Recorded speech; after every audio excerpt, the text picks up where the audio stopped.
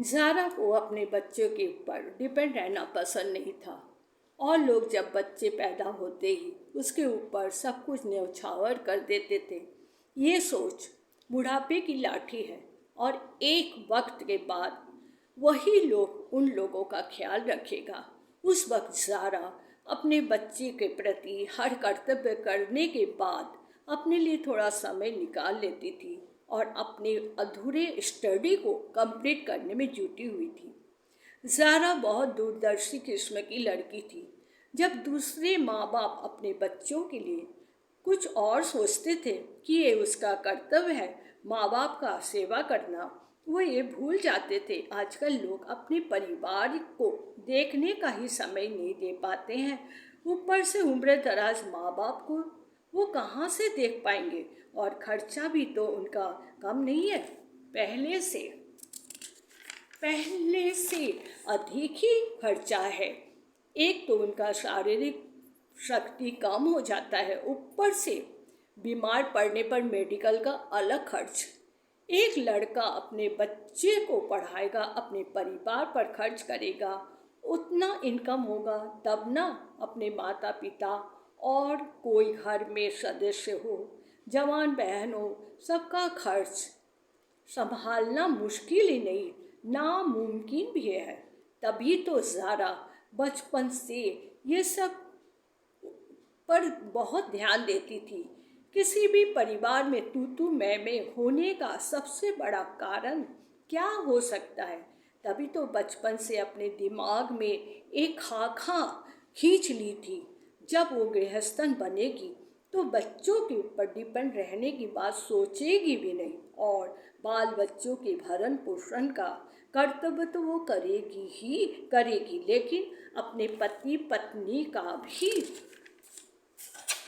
एक सेविंग करेगी ताकि रिटायरमेंट के बाद उसे किसी के आगे हाथ फैलाना न पड़े और कोई भी बच्चा उसे बोझ न समझे और कोई उसे अपने पास रखना भी ना चाहे तो ये पति पत्नी स्वेच्छा से अपने घर जी सके और इतना सक्षम हो कि काम वाली बाई को भी रख सके, किसी के माथे पर सिकन ना आए।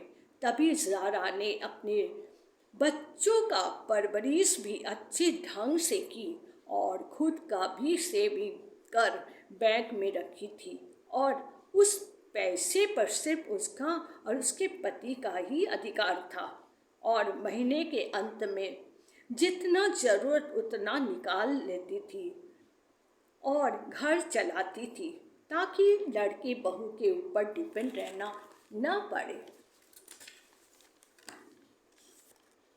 कई बार तो बहुएं हमदर्दी जताती थी और अपने घर लेके जाने की बात करती थी, लेकिन ज़ारा सख्त मना कर देती थी, रहने दो बहू, कभी कभार बच्चों को पति को लेकर मिलने आ जाया करो, ऐसे ही क्या तुम लोगों के ऊपर काम की बोझ कम है?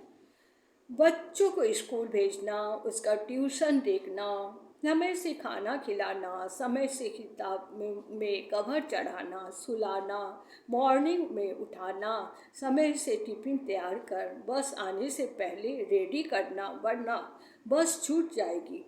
इस तरीके से ज़ारा टाल देती थी। ये भी ज़ारा की दूरदर्शिता थी, तभी तो आज वो सुकून से अपने पति के साथ जी रही है, क्योंकि उसके पास सेविंग का संचित धन जो है और जिसे वो हिसाब से खर्च जो करती है।